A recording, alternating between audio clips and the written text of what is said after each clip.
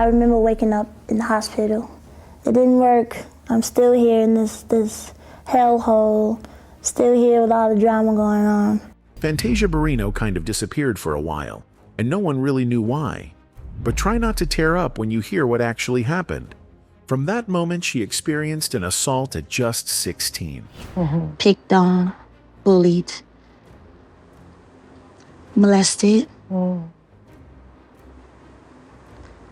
At a young age. To how that incident shaped her life, causing her relationships to fall apart. I've had a lot of bad relationships. I'm not gonna say bad, I'm gonna say they were necessary. Like, I had to go through those relationships, but yeah. Then, how she even got caught up in a dicey situation with the gay community, which made everything even 10 times harder. Her story is really devastating. Let's dive in. Fantasia Barrino was born to Diane and Joseph Barino and grew up in High Point, North Carolina. She started singing when she was just 5 years old. Music was already in her family. R&B duo Casey and JoJo are her first cousins, and her uncles were part of a 1970s R&B group called the Barrino Brothers. I grew up in a musical home, you know, all my family sings.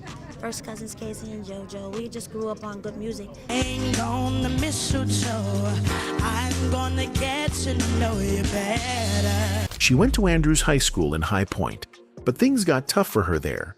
After a classmate raped her, she felt embarrassed and unsafe, so she dropped out. At 16, she became pregnant, and on August 8, 2001, she had her daughter with her ex-boyfriend Brandel Schaus. The relationship didn't last, so Fantasia had to figure life out on her own. Fantasia's life was never smooth. She dealt with personal problems, family issues, and money struggles from a young age, but she always tried to keep going. School was one of her biggest challenges. She quit before graduating, not because of just the rape incident, but also because she struggled with reading. Some of the decisions that I made were bad decisions, and you know, I was out on my own at 17, and I had a gift. I knew I had a very beautiful voice. You say bad decisions, what bad decisions? Dropping out of school. What grade did you drop out? 9th grade. So even with all that, she refused to let anything stop her. She knew she had a gift, and she wanted to chase her dream. Fantasia's big chance came when she auditioned for American Idol. That wasn't easy either, because she had to read scripts and follow written instructions. Since reading was hard for her, she covered it up by acting like she understood everything and joking around to hide her struggle. Inside, it was something she battled every single day. One of her most unforgettable moments on the show was her performance of Summertime by George Gershwin. It was emotional and powerful that even Simon Cowell, the harshest judge, was impressed.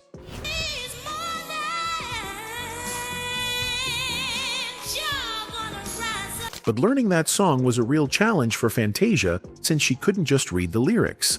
Instead, she listened to the song again and again until she memorized every word. She found her own way to make it work, and it became one of the biggest moments in American Idol history. Fantasia became a fan favorite along with LaToya London and Jennifer Hudson. They were called the Three Divas because of their amazing voices, and many people thought one of them would win. But in a shocking twist, all three ended up in the bottom three. Jennifer Hudson got eliminated, and fans were stunned. Even Elton John spoke out, saying the results felt unfair and that race might have played a part since all three were black women with strong voices. Despite all the drama, Fantasia stayed focused and kept giving her best. Her dedication paid off when she won American Idol in 2004. The winner of American Idol 2004 is Fantasia Barrino. But even after winning, life didn't magically get easier. Her journey was still full of challenges. In 2005, Fantasia released a memoir where she opened up about her life, her struggles, and how she became famous. The book was honest, but it caused a lot of trouble at home. Her father, Joseph Barino, didn't like the way she talked about him. He said some of the things in the book weren't true and even claimed Fantasia didn't write it herself. He also denied asking her for money or choosing music over her education. He was so upset that he sued the book's publisher for $10 million. Of course, your own family, and it does seem like, as we watched on your reality show, that your family might have played a big part in your breakdown. You even said that they were taking advantage of you at one point. Fantasia had always said her father was strict. In the book, she talked about how he wanted everything to be perfect, and how he always reminded the family that he was in charge. Their relationship was already complicated, and the lawsuit made it even worse. During all this, Fantasia still tried to find love. She briefly dated NFL player Michael Clayton, but it ended quickly. Later, she got engaged to rapper Young Drew, but that relationship also didn't last. Still, she didn't give up on love. I went Idol at 19 years old, and so I dated a lot of other entertainers. So I knew that wasn't gonna be it for me. I knew I needed somebody that wasn't in the industry. In 2009, she got involved with Antoine Cook, who was actually a married man. Their relationship turned into a big scandal. In 2011, Fantasia gave birth to their son, Dallas Xavier Barrino.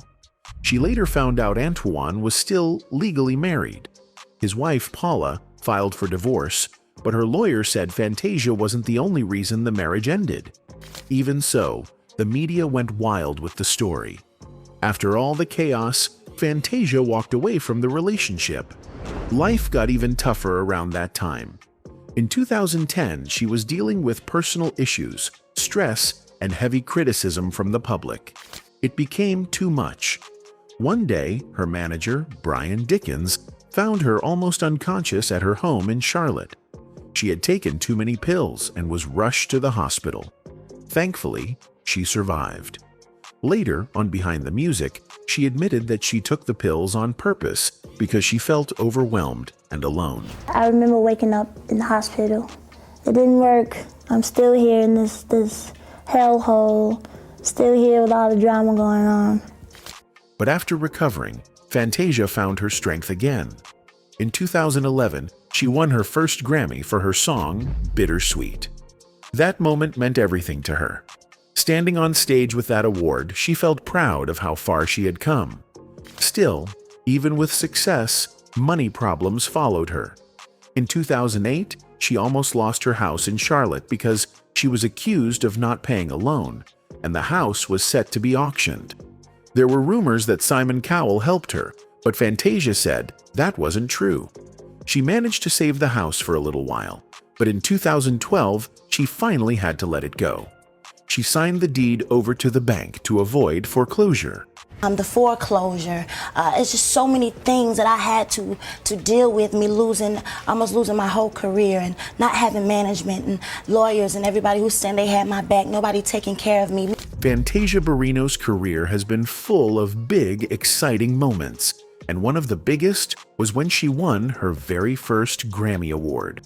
She won it for her song Bittersweet, which earned the award for Best Female R&B Vocal Performance. For Fantasia, this wasn't just a trophy, it was proof that she was truly one of the top singers in the industry. Winning a Grammy is something most artists only dream about, and for her, it showed that all the pain, all the late nights, and all the hard work had been worth it. But Fantasia didn't stop at just making music. She was also chosen to play gospel legend Mahalia Jackson in a movie. This was supposed to be her first big acting role, and it was a huge opportunity. The role was approved by Mahalia Jackson's own family, and Fantasia was even promised a strong salary plus a share of the film's profits. So you all give the rights to this, and then and once you give them the right to do the movie, that was it, the extent of your involvement? At this point, that's the way it is. Unfortunately, things didn't go the way everyone hoped.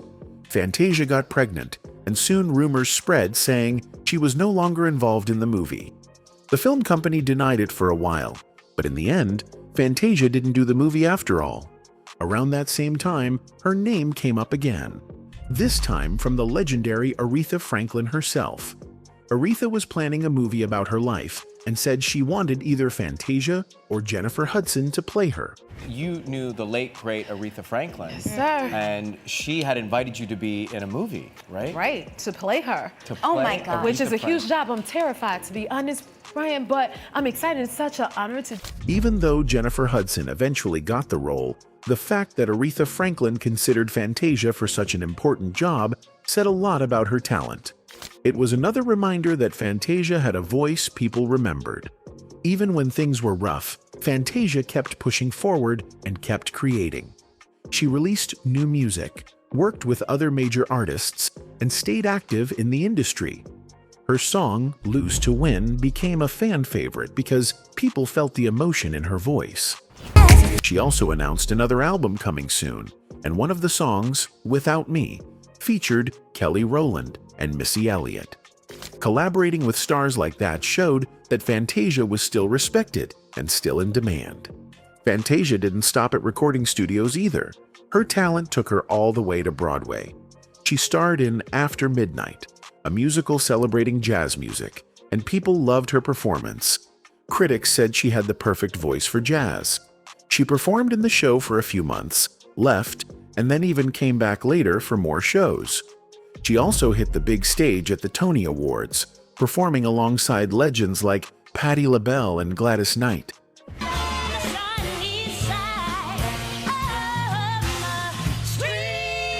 She kept exploring new opportunities.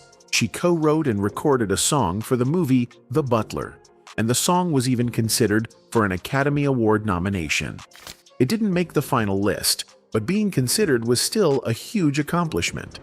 In 2013, Fantasia ended up in a bit of controversy after posting something on Instagram. Her post mentioned things like gay marriage and marijuana legalization, calling them against the Bible. People were upset and thought she was being homophobic. Fantasia quickly explained that she wasn't trying to attack anyone. She talked about how much her faith means to her, but also reminded everyone that the gay community has always supported her. She said she supported them just the same, and even shared that several people on her team were gay. Not long after, she performed at the Long Beach Gay and Lesbian Pride Festival to show her love and respect.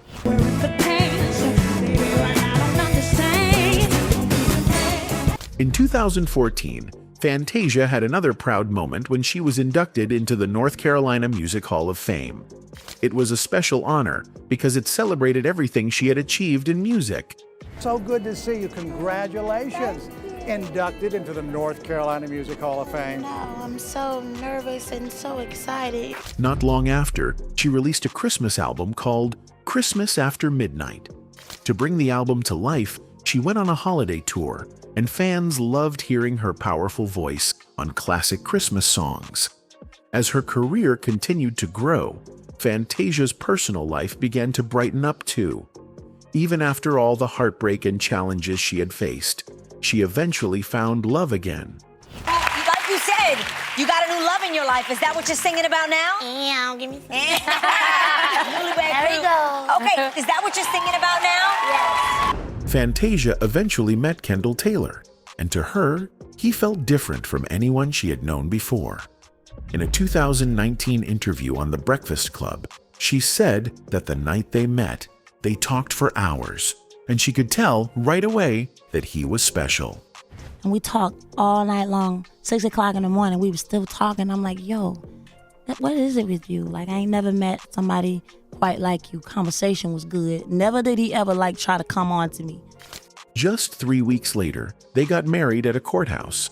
It was fast, but Fantasia believed in her heart that Kendall was the one. Kendall had a tough past, growing up around crime and becoming a father at 15, but he turned his life around, starting businesses and mentoring young men. Their marriage faced challenges, including his cheating, which hurt Fantasia deeply. Still, their relationship is built on second chances, growth, and strong support. They met in 2015 and connected instantly. Their relationship moved quickly because they felt safe with each other. After their courthouse wedding, they kept it private at first, then later celebrated with a beautiful yacht wedding in July 2015. For them, time wasn't as important as the connection they shared. Since getting married, Fantasia and Kendall tried to build not just a relationship, but a future. They started a company together called Rock Soul Entertainment, showing how much they wanted to work side by side. In 2022, they also co-wrote a book called No Crowns in the Castle. The book shares their struggles, their wins, and the lessons they learned together. They talk a lot about love, faith, respect, and how to build a strong marriage. Kendall became a big source of strength in Fantasia's life. She has often said that he helped her rebuild her self-esteem. Before him, she had been through a lot: messy relationships, heartbreak, and moments that made her doubt her worth. Kendall constantly reminded her that she was a queen. At first, she wasn't used to hearing that, and it was hard to believe. But over time, she accepted his love and began to see her value again. When I met Ken, we talked. It wasn't about sex. It wasn't about anything. He made me feel sexy without coming at me in that kind of way, or touching on me, or, look at you. It was never about that. Then, in 2017, life hit Fantasia with painful news. Her brother Xavier got into a terrible motorcycle accident. His injuries were so serious that he couldn't walk for a long time. Show everybody, they're gonna be mad that they missed it. It was his idea, right? It was his idea. Yeah. Fantasia said the situation changed him and changed the whole family. She reminded him that success and recovery take hard work, not shortcuts. She gave him tough love, and Xavier kept fighting. His Instagram updates later showed him standing and walking with braces, proving how determined he was. Fantasia's message to him was simple: when you work hard for something, you appreciate it more. I want to thank you for allowing me to grace the stage with you tonight. I want you to always remember, we must not. Sadly, tragedy struck again in 2018. Fantasia's 18-year-old nephew, Taekwon Washington, was shot and killed in North Carolina. Taekwon was a talented gymnast who loved football, singing, and dancing. The loss broke Fantasia's heart. She wrote on Instagram, saying how sorry she was and how much she loved him. The family was devastated, but they leaned on each other for strength. In recent years, Fantasia has talked a lot about how her mindset has changed.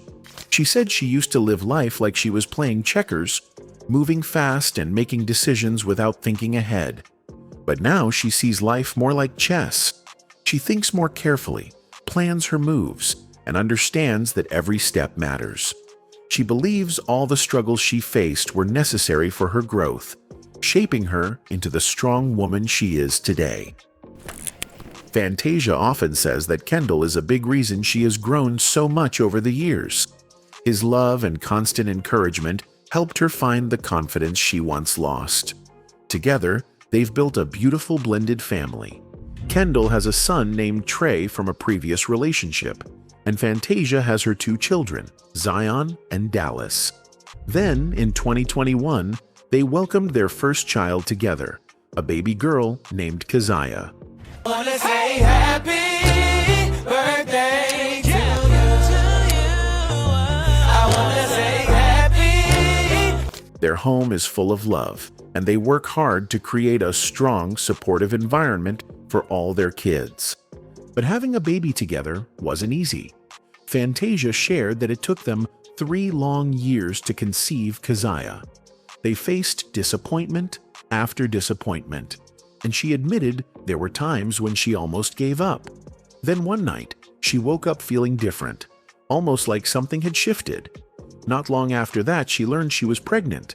It was emotional and felt like a blessing that arrived at the right time. Kendall has been by her side not just in her personal life, but in her career too. Fantasia once said he was the first man who ever made her feel truly beautiful. He treats her with love and respect every day, and that kind of support helped her heal from all the emotional pain she had carried from past relationships. She went from feeling broken to finally seeing her own worth again. As Fantasia's career kept growing, Kendall stayed right beside her, always cheering her on. He wasn't just a husband, he was her biggest supporter. In 2023, she took on one of the biggest roles of her life when she played Celie in the Color Purple movie. It was a massive moment for her career. The role was emotional, heavy, and took a lot of strength, and Fantasia poured her heart into every scene. I got my cheering. There were long days on set, moments of doubt, and times when the pressure felt overwhelming. But no matter what she was facing, Kendall was always there. Barrino won the NAACP Image Award for Outstanding Actress in a Motion Picture for her role in The Color Purple. She was also nominated for a Golden Globe for Best Actress in a Comedy or Musical, a BAFTA for Best Actress in a Leading Role, and shared a nomination with the cast for the Screen Actors Guild Award for Outstanding Performance in a Motion Picture. Fantasia has said many times that Kendall is her soulmate. She truly believes she wouldn't be where she is today without his love, patience, and support. To her, he's not just a partner. He's the person who helped her heal, grow, and step into the woman she was meant to be.